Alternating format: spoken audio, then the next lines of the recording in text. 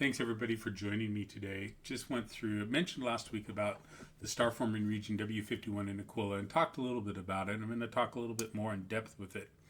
Yu et al., that means Yu and his associates, have just published a paper about star-forming region W51. W51, if you've ever visually observed it, I have in my 17.5. It's in the constellation of Aquila, and sorry, it's basically just a faint glowing patch in the sky. Really what we're looking at when we see it, it's one of the most massive star-forming regions in our galaxy, the Milky Way. There's a problem with it though. There's so much gas that what we're seeing is just a brick wall that stops us from seeing the real action going behind that brick wall, so to speak, which is all the star formation and everything else going on. And that's been the case until now.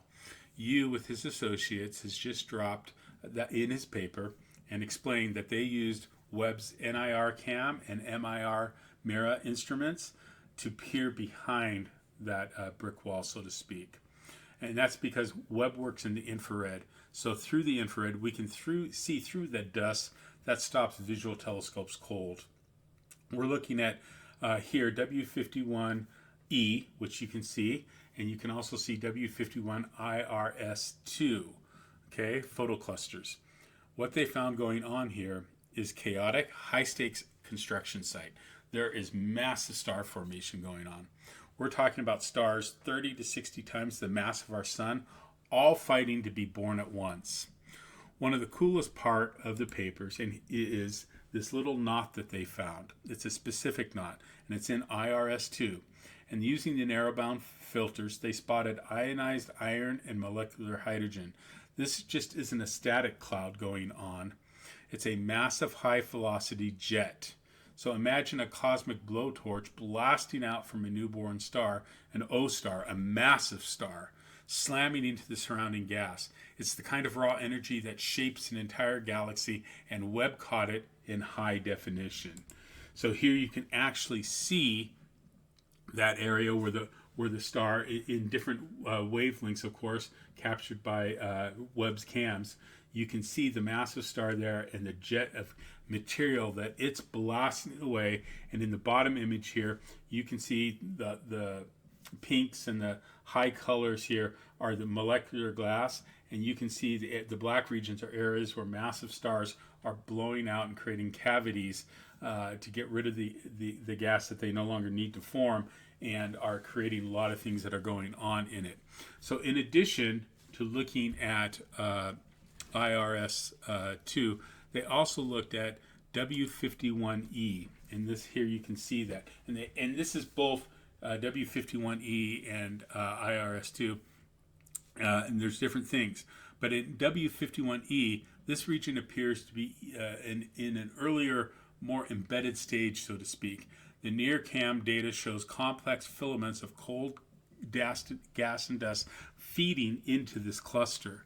The paper suggests that W51E is essentially a star factory running at full capacity. It's fully going. There's over 10,000 solar masses of molecular gas still available for star formation. When we look at these individual components of both types, you can actually see a lot going on, and we'll quickly kind of go through this image. I thought this was really cool from the paper. You can see in figure A here, there's a dust up in the upper left, a dust filament around W51E, kind of cool. B is IRS2. It's a photocluster of stars that are forming there, a protocluster, so not a photocluster, but a protocluster of stars.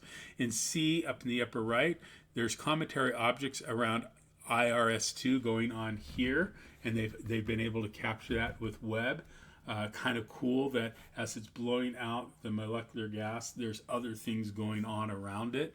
D, you're going to see in D, this is W51E. It's another protocluster of stars there.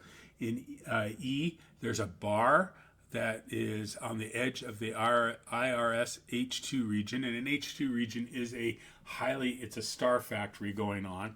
So F is IRS 1 H2 region shell that's going on there. In G, you get the W51B another H2 region where stars are going to form and are forming.